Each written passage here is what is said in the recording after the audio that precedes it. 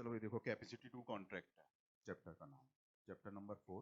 कितने पार्ट्स में डिवाइड किया था पूरे कॉन्ट्रैक्ट को? 12 पार्ट में। कौन सा पार्ट है ये? हमारा फोर्थ पार्ट है। क्या नाम है चैप्टर का? कैपेसिटी। कैपेसिटी मतलब कैपेबिलिटी। कैपेसिटी मतलब कैपेबिलिटी। कैपेबिलिटी कि कौन बंदा कॉन्ट्रैक्ट कर सकता है और कौन कॉन्ट्रैक्ट नहीं कर सकता। Who is disqualified bye the law? कौन डिस्क्वालिफाइड है लॉ के द्वारा? किसके अंदर क्षमता नहीं है, कौन कैपेबल नहीं है क्या करने के लिए? कॉन्ट्रैक्ट बनाने के लिए। तो इसको बोला गया क्या? Capacity to contract. मैंने पहले दिन ही बताया था तुम लोगों को कि बंदा कॉन्ट्रैक्ट करता है तो वो कैपेबल होने चाहिए क्या करने के लिए? उसकी टर्म्स एंड कंडीशंस को समझने के लिए। अब जिस बंदे को टर्म्स एंड कंडीशंस ही समझ में नहीं आएंगी वो कॉन्ट्रैक्ट क्या कर पाएगा? है ना? एक बंदे ने तुमको ताजमहल भेज दिया, तुमने खरीद लिया, मतलब वो ज्यादा समझदार था, तुम ज्यादा अहमक थे, मतलब तुमने ताजमहल खरीद लिया, तो मतलब क्या हुआ कि तुम समझ नहीं पाए, टर्म्स एंड कंडीशंस को नहीं समझ पाए कॉन्ट्रैक्ट की, है ना? लिख देते ना, तुम कोई चीज खरीदने जाओ नीचे एक छोटा सा स्टार बना के लिख देते हैं टर्म्स एंड कंडीशंस अप्लाई। ठीक है, तो यहां पर जो हम पढ़ने वाले हैं वो क्या पढ़ने वाले हैं? कैपेसिटी टू कॉन्ट्रैक्ट, कि बंदा कैपेबल है या नहीं है कॉन्ट्रैक्ट करने के लिए, उसके बारे में बात करेंगे हम यहाँ पर। तो जैसे मैं बोल रहा था कि कैपेसिटी का मतलब क्या है? Capability, competence. कॉम्पिटेंस, वो कॉन्ट्रैक्ट कर पाएगा या फिर नहीं कर पाएगा। Of parties to enter valid contract, तो जो टर्म कैपेसिटी है वो डिफाइन किया गया सेक्शन 11 में, डिफाइन किया गया कि ना every person is competent to contract who is the age of maturity, जो कि मेजर है, जो कि एज ऑफ क्या है? मेजर है। अब बात आती है मेजर कौन पर्सन होता है? मेजर जो इंडियन कॉन्ट्रैक्ट में इसको डिफाइन नहीं किया गया। किसमें डिफाइन नहीं किया गया? इंडियन कॉन्ट्रैक्ट में मेजोरिटी नहीं बताई गई है कि बंदा मेजर कब होगा। According to the majority act, majority act में डिफाइन किया गया है एक बंदा इन ऑर्डिनरी सर्कमस्टांसेस जिसने 18 ईयर की एज क्या कर ली है? अटेंड कर ली है, वो क्या हो गया? मेजर हो गया। तो every person competent to contract is age of majority. General circumstances में 18 साल की उम्र का जो बंदा है वो क्या होता है? हमारा मेजर माना जाता है, जिसने 18 साल एज अटेंड कर ली है। To which he is a subject and is a sound mind. क्या होना चाहिए? हमारा साउंड माइंड होना चाहिए। कैसा होना चाहिए? हमारा साउंड माइंड। साउंड माइंड बंदा कौन होता है? हाँ, जो कि दिमाग से ल्यूनेटिक ना हो, इडियट ना हो। ल्यूनेटिक कौन? जिसको कभी कभी दौरे पड़ते हैं, पागलपन के, अच्छा खासा चल रहा है, थोड़ी देर में देखा किसी कोई चीज दिख गई, पत्थर लेके भागने लगा उसके पीछे, है ना? होता है ना, कोई एकदम से साइको हो जाता है, वो हो गया ल्यूनेटिक। इडियट, इडियट पैदाइशी बुद्धि, जिसके पास पैदाइशी बुद्धि नहीं होती है वो इडियट होता है। ठीक है, तो यहां पर unsound mind is not disqualified from the contract by any law. Law ने उसे मना नहीं किया हो कॉन्ट्रैक्ट बनाने की। जैसे माइनर है, माइनर को मना कर दिया गया क्या करने के लिए? कॉन्ट्रैक्ट बनाने के लिए। माइनर कॉन्ट्रैक्ट नहीं बना सकता। दूसरा, कुछ लोगों पे रिस्ट्रिक्शन लगाई गई हैं, वो नहीं कर सकते। जैसे इंसॉल्वेंट पर्सन है, इंसॉल्वेंट पर्सन अपनी प्रॉपर्टी से रिलेटेड कॉन्ट्रैक्ट नहीं कर सकता। किससे रिलेटेड? अपनी प्रॉपर्टी से रिलेटेड क्या नहीं कर सकता? कॉन्ट्रैक्ट नहीं कर सकता। ठीक है, इसी तरीके से जो हमारा, जिसको तड़ी पार कर दिया गया, देश निकाला कर दिया गया, वो बंदा भी नहीं कर सकता कॉन्ट्रैक्ट। ठीक है, तो ये कुछ लोग ऐसे हैं जिनको डिस्क्वालिफाइड किया गया, किसने? Which is a subject. यहाँ पे इसका मतलब ये हुआ कि जैसे जो बाहर के सोवर्जन्स होते हैं, एम्बेसडर्स होते हैं, उनके ऊपर केस फाइल नहीं हो सकता without the permission of the central government. Central government की पहले परमिशन की रिक्वायरमेंट होगी, तब उनके ऊपर केस, वो कॉन्ट्रैक्ट तो कर सकते हैं लेकिन उनके ऊपर क्या नहीं हो सकता? केस फाइल नहीं हो सकता। ठीक है, तो ये पर्सन ऐसे हैं जो कि जिनको क्या किया गया? कॉन्ट्रैक्ट करने से डिस्क्वालिफाइड कर दिया गया कि ये क्या नहीं कर पाएंगे? कॉन्ट्रैक्ट नहीं कर पाएंगे। ठीक है, कह रहे एनालाइज करने पर सेक्शन क्या? मेजर हो गया जो कि कॉन्ट्रैक्ट कर सकता है। साउंड माइंड होना चाहिए, not disqualified from contract by the law, कह is competent to enter into a contract, valid contract, कह रहे agreement will be valid, agreement valid होगा एंड एनफोर्सेबल होगा only If the party is competent to enter into the contract, अगर parties capable है contract करने के लिए, तभी बंदा क्या कर पाएगा, contract कर पाएगा, वरना वो contract नहीं कर सकता। ठीक है? कोई डाउट तो नहीं है किसी को अपने ऊपर? कौन कौन से पर्सन ऐसे हैं जो कि कॉम्पिटेंट नहीं है कॉन्ट्रैक्ट करने के लिए? Person are not competent to contract. Minor जैसे मैंने बताया, जिसने अभी 18 साल की एज अटेन नहीं करी है, not attain the age of 18 years, is called a minor. Indian majority act में माइनर को बताया गया, एक्सप्लेन किया गया 1875 में, which reads a minor is a person who is not completed 18 years of age. ठीक है? जिसने अभी 18 साल की एज क्या नहीं करी, पूरी नहीं करी, वो हो गया हमारा अटेंड नहीं करी, हो गया हमारा माइनर। कह रहे पर्सन, दो एक्सेप्शन केसेस है इसके। दो एक्सेप्शन केसेस कौन कौन से? कि बंदा 21 साल की उम्र में मेजर माना जाएगा। अब वो 21 साल की उम्र में कौन लोग हैं जो 21 साल की उम्र में मेजर माने जाएंगे? पहला पर्सन जिसके guardian of minor person of property has been appointed under the guardian and wards, इसके अंडर उनके गार्जियन अपॉइंट करे गए। इस एक्ट के अकॉर्डिंगली क्या किया गया? गार्जियन को अपॉइंट किया गया है। पहला पर्सन वो कि जो गार्जियन जो है माइनर के, किसके? माइनर के जो गार्जियन है, वो जो अपॉइंट हो रहे हैं इस एक्ट के अकॉर्डिंग, उसके गार्जियन को अपॉइंट किया गया। वो बंदा 21 साल की एज में क्या होगा? मेजर माना जाएगा। दूसरा, where the superintendence of minor property, minor की जो प्रॉपर्टी है उसकी देखभाल assume by the court of wards, court of wards करवा रहा है, कोर्ट करवा रहा है प्रॉपर्टी की देखभाल। तो ऐसी सिचुएशन में बंदा कितने साल में मेजर होगा? 21 साल की उम्र में क्या माना जाएगा? मेजर माना जाएगा। ठीक है? कितने साल की उम्र में? 21 साल की उम्र में मेजर कंसीडर्ड किया जाएगा। तो दो सिचुएशन हुई। कौन कौन सी दो सिचुएशन? एक तो जहां पर जो उसके गार्जियन है कब अपॉइंट हो रहे हैं? मेरे वार्ड्स एक्ट के अकॉर्डिंग, गार्जियन वार्ड्स एक्ट के अकॉर्डिंग, तो वो कब होगा मेजर? 21 साल की उम्र में होगा। दूसरा, वो बंदा जिसकी प्रॉपर्टी की देखभाल सुपरिटेंडेंस कौन कर रहा है? कोर्ट ऑफ वार्ड्स कर रहा है। ऐसी सिचुएशन में बंदा जो है वो 21 साल की उम्र में मेजर माना जाएगा। इन जनरल क्या होगा? बंदा 18 साल की उम्र में मेजर माना जाएगा। ठीक है?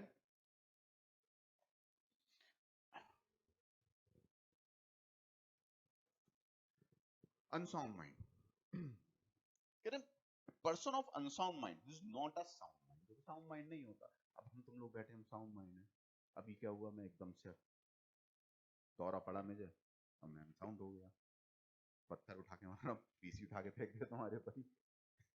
तो the term sound mind for the purpose of defined in section 12 में डिफाइन किया गया कि person is said to be sound mind for the purpose of making of contract if at the time जब वो कॉन्ट्रैक्ट बना रहा है। कब? जब वो कॉन्ट्रैक्ट बना रहा है। वो कैसा है? टर्म्स एंड कंडीशंस को, कॉन्ट्रैक्ट की टर्म्स एंड कंडीशंस को समझ पा रहा है। किसको समझ पा रहा है? कॉन्ट्रैक्ट की टर्म्स एंड कंडीशंस को वो समझ पा रहा है। वो हो गया हमारा capable of understanding it and forming a rational judgement. और रेशनल जजमेंट ले सकता है। रेशनल जजमेंट क्या होता है? अपने बेनिफिट के लिए वर्क कर पा रहा है। किसके लिए वर्क कर पा रहा है? अपने बेनिफिट के लिए वर्क कर पा रहा है। And forming a rational judgement so its effect upon his interest, ताकि वो उसके इंटरेस्ट को क्या करेगा? इफेक्ट करेगा। सीधी बात ये आई कि तुम मार्केट जाते हो, तो मार्केट जब जाते हो तो कोई चीज खरीदने क्या सोचते हो? सस्ती से सस्ती चीज मिले, अच्छी से अच्छी चीज मिले। यही रेशनल जजमेंट है। जब बंदा सेल्फिश होकर अपना वर्क करता है, मतलब अपने फायदे के बारे में सोचता है, तो वो हो गया कौन? उसका इंटरेस्ट हो गया, सेल्फ इंटरेस्ट हो गया अपॉन हिज इंटरेस्ट, है ना? जजमेंट, रेशनल जजमेंट ले रहा है अपॉन हिज इंटरेस्ट, तो वो क्या हो गया? अपने बेनिफिट के लिए तो वर्क सोच रहा है, वो अपने बेनिफिट के लिए वर्क कर रहा है, जाहिर सी बात है। तो ऐसा बंदा क्या होगा? वो साउंड माइंड होगा। अब हम दुकान पे गए, हमने कहा भाई ये 2 किलो आलू दे दो, आलू लेके आ गए, घर पे आए देखे सड़े हुए आलू, देखा ही नहीं हमने क्या थे क्या नहीं है, कुछ नहीं है, उठा के ले आए, उसने जो दे दिया, घर पे क्या कहेंगे घर वाले? अबे पगले क्या लेके आया है, दिखाई नहीं दे रहा था तुझे? ये तो होंगे, अरे तो यार बिल्कुल ही पागल हो गया। तो तुम वापस जाओगे तब सही लेके आओगे, अकल से काम किया करो, इतने बड़े बड़े हो गए, ये तो बोलेंगे घर वाले, क्या कहेंगे, बेटा बहुत अच्छा आलू लाया है, आज तुझे इसी की सब्जी बना के खिलाएंगे सड़े हुए आलूओं की, ऐसा कहेंगे? नहीं कहेंगे ना। तो जाहिर सी बात है कि जब हम अपने बेनिफिट के लिए, अपने हमारे जो डिसीजंस होते हैं वो अपने बेनिफिट के लिए लेने लगे, तो वो क्या हो गया, रेशनल जजमेंट हो गया। क्या हो गया हमारा, रेशनल जजमेंट कहलाता है। समझे नहीं समझे बात को? तो यहां पर हमारा analyse this section show the person of one who satisfy the following to conditions.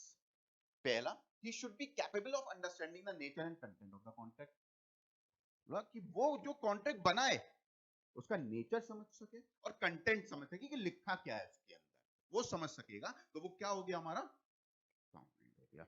दूसरा, he should be capable of forming a rational judgment, और रेशनल जजमेंट ले सके उस कॉन्ट्रैक्ट, समझ गया, समझने के बाद अपने बेनिफिट के लिए वर्क करेगा, रेशनल जजमेंट ले सके अपने लिए, तो वो कॉन्ट्रैक्ट प्रेजेंटर कह रहे हैं। thus a person who does not satisfy this condition, अगर वो उस कंडीशन को सेटिस्फाई नहीं कर पाता, is of unsound mind and is capable of entering into a valid agreement, कह रहे हैं agreement made by the person of unsound mind is also absolutely void, contract क्या हो जाएगा, void। ठीक है, एक बार पढ़ के देख लो, तुम्हारे पास लिखा हुआ ये इतना पहले, फिर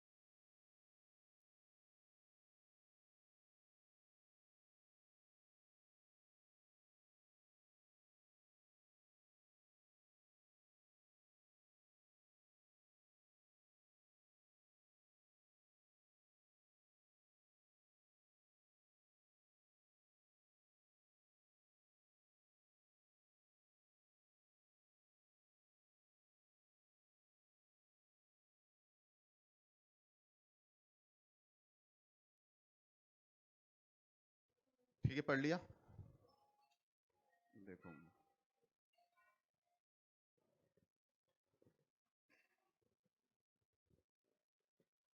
देखो भाई, कह रहे हैं the following persons are to be considered unsound mind।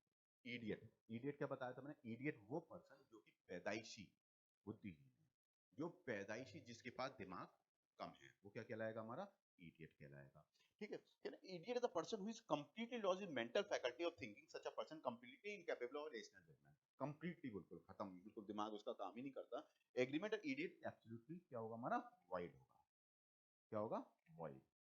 ठीक है, वॉइड एब इनिशियो बोलेंगे हम, एग्रीमेंट ही वॉइड है, यहाँ पे क्या है, एग्रीमेंट ही वॉइड है ना, क्या वॉइड है, एग्रीमेंट ही नहीं बनेगा इससे, कॉन्ट्रैक्ट तो बात की बात रही, एग्रीमेंट ही नहीं बनना। कह रहे ल्यूनेटिक, कह रहे ल्यूनेटिक कौन पर्सन होता है जिसकी मेंटल फैकल्टी जो होती है डीअरेंज हो जाती है, डिसऑर्डर होती है। कभी तो अच्छा था, कभी कभी दोहरे पड़ गए तो पत्थर मारना स्टार्ट कर दिया, सामान फोड़ डाला घर का, सब कुछ कर डाला। तो वो कौन होता है हमारा ल्यूनेटिक। तो वो जब सही है, वो उसका माइंड सही है, जब वो कॉन्ट्रैक्ट करेगा तो वैलिड। अब वो नॉर्मल कंडीशन में क्या है, वो बिल्कुल नॉर्मल कंडीशन, नॉर्मल कंडीशंस में माइंड उसका बिल्कुल सही है, तो वो क्या करेगा, कॉन्ट्रैक्ट बनाता है, एग्रीमेंट बनाता है, तो वो क्या होगा, वैलिड। और अब उसका जो लीनियंस पैसा पीरियड चल रहा है, अब उसका दिमाग खराब हो चुका है, मतलब उसका दिमाग सही काम नहीं कर रहा, तो ऐसे टाइम पे जब करेगा तो एग्रीमेंट ही वॉइड है। क्या वॉइड है, एग्रीमेंट ही वॉइड है। ठीक है, lunatic is a person mental faculties of thinking dearly disordered हो जाती है, some mental strain, some reason mental power such person may be completely lost, he suffer from intermittent intervals होते हैं, insanity period आता है, दौरा पड़ता है कभी कभी। So the thus term lunacy denotes the periodical insanity, lucid period जिसको बोलते हैं, lucid interval होता है जहां पर person के senses work नहीं करते, यानी the period in which a person is in senses। उसके आता है drunken, intoxicated person, नशेड़ी, अलग अलग तरीके के नशे करता है। ड्रंकन हो गया पीने वाला बंदा, जब वो पिए होता है तब उससे बैठ के बात करो, तुम देखो शहंशाह होता है वो। कौन होता है वो, शहंशाह।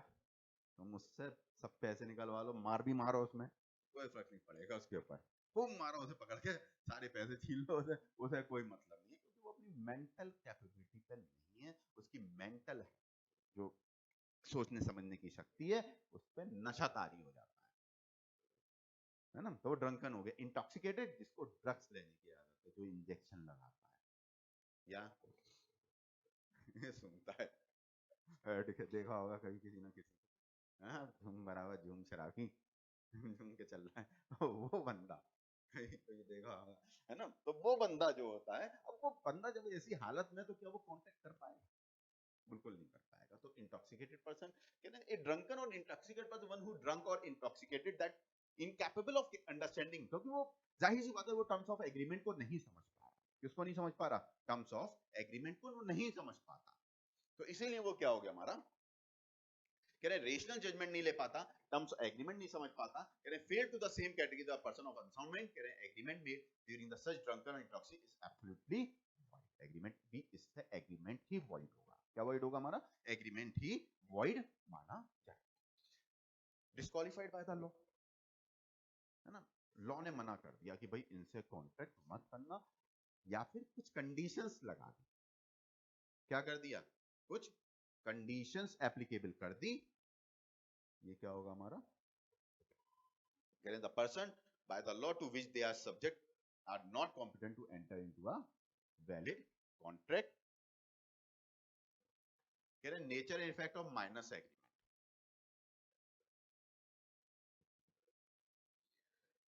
माइनस जो एग्रीमेंट होता है वो void ab initio, क्या होता है हमारा, void ab initio। ठीक है, मोहन बीबी वर्सेस धर्मोदास जोश का केस है, जिसमें ये चीज रिजॉल्व करी गई कि एग्रीमेंट जो है किससे, माइनस से, वो एग्रीमेंट ही नहीं माना जाएगा, void ab initio है। void ab initio मतलब void at very beginning, starting से ही void है, एग्रीमेंट ही मत बनाओ उसे, एग्रीमेंट ही मत बनाओ, वैलिड ही नहीं है। तो वो बोल रहा है minus not competent valid contract and agreement में minus void ab initio, controversy जो होती है हमारी voidable होगा या void होगा। voidable कौन सा होता है कॉन्ट्रैक्ट,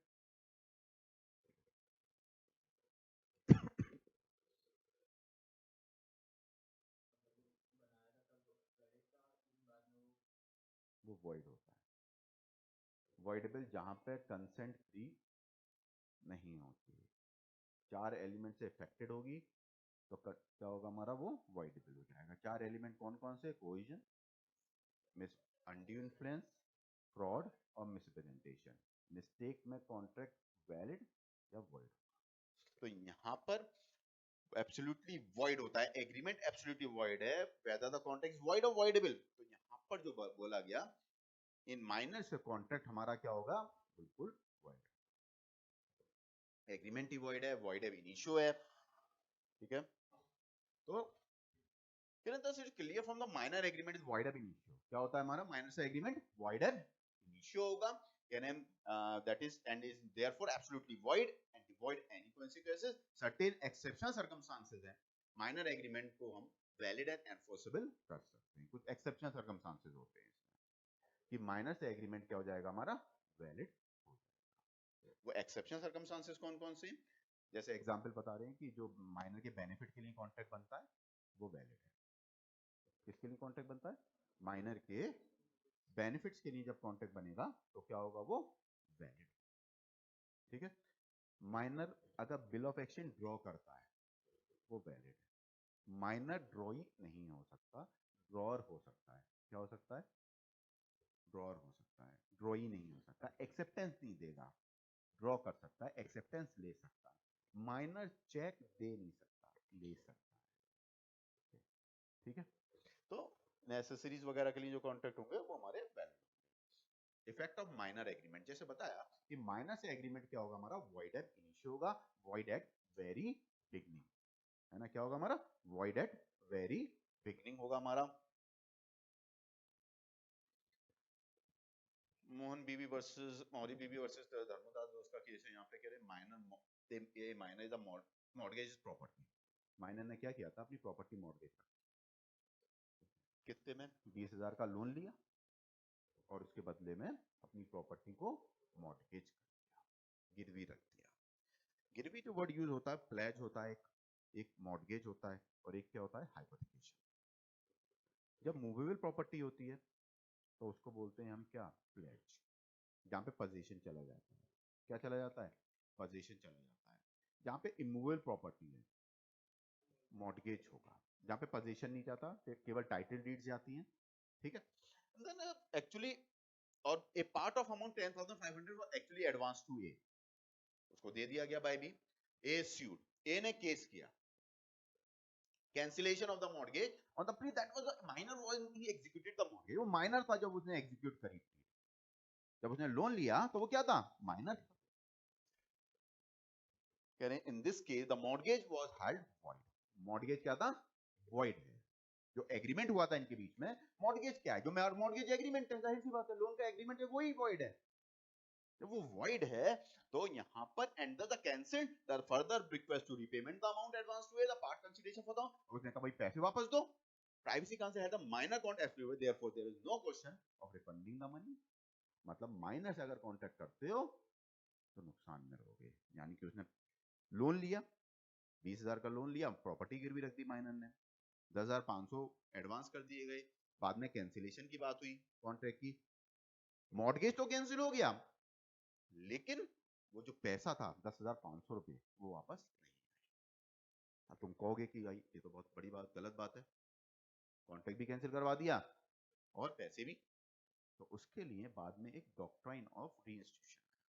रीइंस्टीट्यूशन का मतलब क्या था कि माइनर के पास जो भी पाया जाएगा पैसा, इसमें से माइनर बाउंड होगा क्या करने के लिए, पे करने, वापस करने के लिए। अब 10,500 में सपोज करो 500 रुपए खर्च कर लेता, बहुत बड़ी रकम होती थी उस टाइम पे तो 500 रुपए, जिसके 500 रुपए होते तो वो तो सीना तान के चलता था, शहंशाह कहलाता था अपने आप को। कब का केस है, 1903, बहुत बड़ी रकम थी 500 रुपए। तो वो बाद में इसका सॉल्यूशन आया कि भाई ऐसे तो माइनर बन के कोई भी करेगा। तो उन्होंने क्या किया यहाँ पर कि यहाँ पर ये चीज डॉक्ट्राइन ऑफ रीइंस्टीट्यूशन ले आए। मतलब माइनर के पास जो भी चीज पाई जाएगी, माइनर क्या होगा, बाउंड होगा उसको क्या करने के लिए, वापस करने के लिए। जैसे सपोज करो 500 रुपए खर्च कर दिए उसने, तो माइनर का 10,000 रुपए हैं, तो माइनर 10,000 पे करने के लिए क्या होगा, बाउंड होगा, पे वापस करेगा वो जो भी उससे। ठीक है, नहीं वो नहीं रिकवर कर सकते, वो रिकवरी नहीं होगी हमारे पास। ठीक है भाई, ये बात क्लियर हुई। कर ले तो कर ले, 10,500 रुपए बहुत बड़ी रकम होगी इस टाइम पे। अब इसने क्या किया होता है, प्रॉपर्टी खरीद ली होती है उस पैसे से, तो प्रॉपर्टी से रिकवरी करी जाती है फिर भी। तो खा पी के खर्च कर गया 500 रुपए, धनाधन करे जा रहा है खर्चा। 500 रुपए, 500 रुपए बहुत बड़ी बात थी 500 रुपए, क्योंकि मैंने अपने टाइम पे ही देखा है जब मैं छोटा था। तो ये जो 5 रुपए वाली सुपारी आती है 35 पैसे की आती है। पैसे चलते थे, हम 20 पैसे का चूरन लेते थे, वो आते ना बेचने के लिए, 20 पैसे के छोले लेते थे, आटा 1 रुपए किलो बिकता था, ऐसे थी चीजें।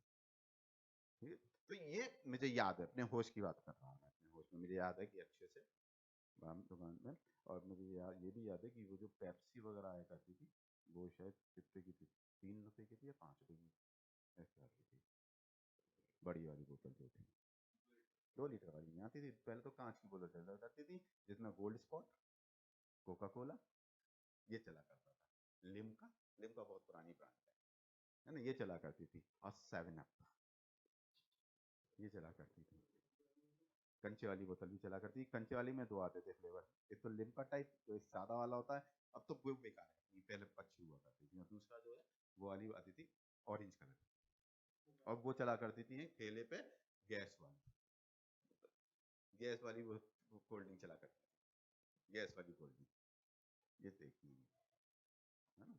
टिक्की 1 रुपए की चला करती थी, और स्कूल जाते टाइम तक, जब तक मैं स्कूल गया तब तक मैंने 1 रुपए की टिक्की खाई है, 2 छोले भटूरे 2 रुपए के, ये चला करते थे। तो यहाँ पर ये एक केस है जिसको तुम्हें याद रखना है, इसके फैक्ट को, और ये इस पॉइंट के लिए कंसीडर करा जाएगा, ठीक है भाई। उसके बाद कह रहे हैं no estoppel against minor, estoppel का मतलब होता है नॉट टू डिनाई, है ना। अब मैं एक पहले एग्जांपल देता हूँ, ठीक है, मैं और एक तो 3 लोग, हम 3 लोग बैंक जा रहे थे, कहाँ जा रहे थे, बैंक, पार्टनर है हम तीनों, सपोज कर लो, हमने कभी लोन की जरूरत है, बैंक चलते, बैंक जा रहे थे, साथ में हमें शैलेंद्र मिल गया, रास्ते में मिला, हमने कहा शैलेंद्र भाई चल रहा है, शैलेंद्र कहता चल रहा हूँ। हम बैंक पहुंचे, हम कहते हैं हमें लोन की जरूरत है, उसने, बैंक वाले ने पूछा आप चारों पार्टनर हो, हाँ बिल्कुल पार्टनर है, चारों चारों पार्टनर है हम। तो यहाँ पर शैलेंद्र चुपचाप बैठा रहा, बेचारा सीधा साधा सा है, तो चुपचाप बैठा रहा, कुछ बोला ही नहीं कि नहीं मैं पार्टनर नहीं हूँ, ठीक है। तो हमने लोन ले लिया, इसका भी नाम डाल दिया, उठा के, ये कुछ बोला ही नहीं, चला अगर पार्टनर ही तो बनना हूँ, क्या दिक्कत है, पैसा हमने लिया, हम तीनों ने बांटा, और अब बैंक ढूंढेगी किसको, शैलेंद्र को, शैलेंद्र मना नहीं कर सकता क्योंकि इसने एग्री किया, एग्री किया, ये पार्टनर है, ठीक है, ये मुझे परमिशन दे रहा है कि मैं पार्टनर इसको रिप्रेजेंट कर रहा हूं बैंक वालों के सामने, मैंने इसको एज अ पार्टनर रिप्रेजेंट किया, ठीक है, ये चीज है। तो यहां पर नो एस्टोपल का मतलब क्या हुआ कि पार्टनर के अगेंस्ट, ये जो एस्टोपल, नॉट टू डिनाई, बाद में मना नहीं कर सकता बंदा, माइनर मना कर सकता, माइनर ने कोई फ्रॉड किया, माइनर फ्रॉड करके क्या कर रहा है, एग्रीमेंट कर रहा है, माइनर फ्रॉड करके क्या कर रहा है, कोई एग्रीमेंट कर रहा है, तो माइनर को बाउंड नहीं कर सकते, माइनर के अगेंस्ट हम केस फाइल नहीं कर सकते। माइनर ने अपनी एज छुपाई और कोई कॉन्ट्रैक्ट कर लिया, क्या छुपा के, एज छुपा के क्या कर लिया, कॉन्ट्रैक्ट कर लिया, तो ऐसी सिचुएशन में माइनर को हम क्या नहीं कर सकते, के ऊपर केस फाइल नहीं कर सकते। तो यहाँ पे ये बोल रहा है कि a minor borrowed 500 from me by fraudulently representing himself to a major, कह रहा भाई मैं मेजर हूं, मुझे 500 रुपए उधार दे दो। तो लोगों को याद होगा, अब तो खैर हर चीज रिटर्न के हिसाब से चलती है, सबसे पहले क्या मान लेते हैं, मार्कशीट मांग लेते हैं 10th की, अब तुम इसी के बेसिस पर हो। पहले क्या हुआ करता था, कब पैदा हुआ, जिस दिन कल्लू की भैंस को बच्चा हुआ था उस दिन ये पैदा हुआ था, ऐसी बातें हुआ, उस दिन बारिश बहुत तेज थी उस दिन पैदा, अरे भाटों में पैदा हुआ था, गर्मी में, बहुत गर्मी जब पड़ती थी, ऐसी बातें करते थे लोग। अभी किसी बड़े बुजुर्ग पूछो कब पैदा हुई थी अम्मा, अरे उसी दिन पैदा हुई जिस दिन तेरे पापा जो है वहां गए, उसी दिन आ गई मैं तो, ऐसी बातें करते हैं लोग। पहले, अब तो खैर लिखित में हो गया सारी चीज, है ना। तो एक बंदे ने अपनी एज को क्या किया, मैं तो मेजर हूँ, अब 18-17 साल का बच्चा, 17.5 साल का बच्चा और 18 साल की एज में डिफरेंस नहीं लगा सकते। तुम देखो 15 साल की भी बड़ी बड़ी मूछें आ जाती हैं कभी कभी, 15 साल के बच्चे में बड़ी बड़ी मूछें आ जाती हैं, और कभी ऐसे होते हैं कि जो 21 साल का है वो भी चिकना है, बिल्कुल बिल्कुल मूछें नहीं है उसके, पता ही नहीं चल रहा ये 21 साल का है, होता ही नहीं होता, तो वो चीज हो जाती है। तो बंदे ने अपने आप को रिप्रेजेंट किया गलत, अपने आप को रिप्रेजेंट कर रहा है कि भाई मैं मेजर हूं, मुझे 500 रुपये उधार, 500 रुपये ले लिए, बाद में कहता मैं तो माइनर हूं। बाद में क्या कह रहा है, मैं तो माइनर हूं भाई, अब ले लो। यहाँ पर fraudulent representative major refused to pay the money to as per the agreement. We ने केस फाइल किया, recovery of the money, defence the minor at a time of entry the contract. Contract क्या होगा हमारा, void ab initio होगा। he will get a benefit maturity prevented from taking the defense of his maturity, ना entry का defence ना गिलेशन, अपना उसे फायदा मिल जाएगा अपनी माइंड पे। ठीक है, तो वही बोला नो एस्टोपल। एस्टोपल का मीनिंग क्या बताया, नॉट टू डिनाई। माइनर के अगेंस्ट नॉट टू डिनाई का कॉन्सेप्ट एप्लीकेबल नहीं हो सकता, माइनर मना कर सकता है। अपने आप को मेजर बोला, लेकिन फिर भी बाद में क्या कर ले रहा है, अपने आप को माइनर रिप्रेजेंट कर ले रहा है। तो वो बोला गया कि यहाँ पर that is a major relative is not, and the latter can plead his mind in defense that it cannot be stopped from doing so. ठीक है, क्लियर है बात।